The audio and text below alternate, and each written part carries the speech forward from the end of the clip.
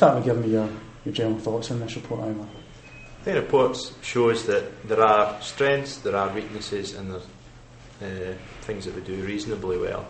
I think we need to actually look to the weaknesses and make sure that we address them, and I think we're committed to doing that. The report itself says that some of these problems have stretched back some to 2003, still haven't been fixed later in 2008, such as performance management. Why has that been the case? I think it's been a case of, in the past, it's been resource driven. We now have a budget where we are actually able to take things forward. It's a bit more stable, and we can look to address the problems that we have in the past encountered. There's obviously some major challenges ahead given the context of this report. Do you think, given it's very much shown in this report of management failure, scrutiny from councillors, do you think we're now up to the challenge in this council to I think we are definitely up to the challenge. It's one of those things, if you do look through the report, there are small signs there that we are going where we should be. Recent improvements in 2 or 3 of the issues, and we're looking to take and we have a commitment, I think, shown in today at the press conference that all groups are looking forward to this. Do you think anybody has lost out on services because of the failures in this report, such as service users, staff, general members of the public? Have they lost out? I think what you find is the actual report says we're good at our services, but we're not good at demonstrating, the tick box culture of are we delivering these services, and that's where we need to look. We don't have the capacity as a corporate council to actually say, we are delivering well, and here's how we can prove it. We don't possibly speak often enough to the public, and that's something I think we need to address as well.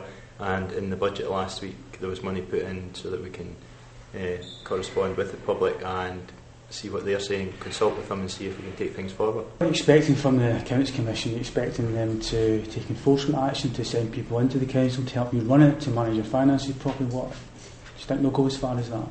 No, I don't think they will. I think it'll be a case of they'll just publish their findings, and they'll expect us as a council to take forward the action plan that is in the actual report. There seems to be a unity shown from your own party, the SNP, the Lib Dems and the independent councillors, but Labour seem to have something against this unity. Why do you think that is? It's maybe just got down to petty party politics. They're looking at a bigger picture, and I think we need to concentrate just now on what's happening in Dumfries and Galloway region, and let's make sure that we're performing for Dumfries and Galloway. Robin, give us your general thoughts on this report as the SNP leader. Well, it identifies some major weaknesses. There's no getting away from that, and there shouldn't be any getting away from that either.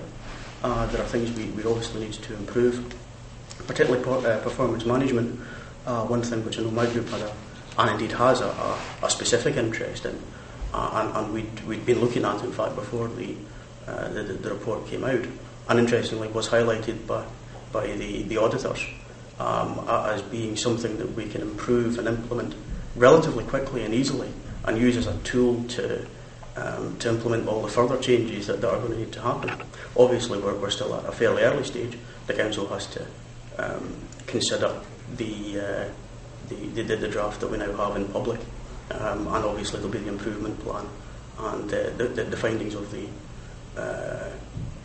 Accounts Commission to come. But obviously, there are parts of this that are serious, that are not good, and that we need to address and address quickly.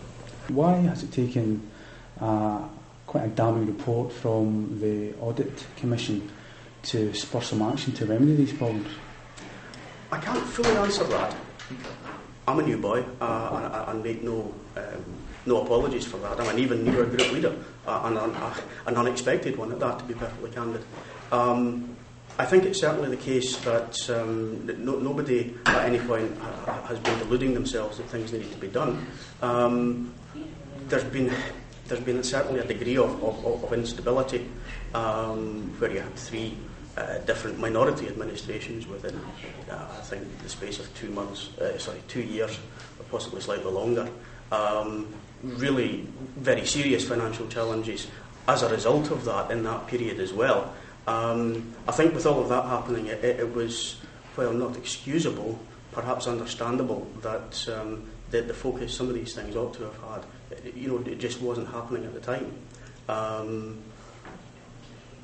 From my point of view, coming to this very new, say 22 months at it in total, I think it's utterly pointless in trying to apportion blame. The report says councillors.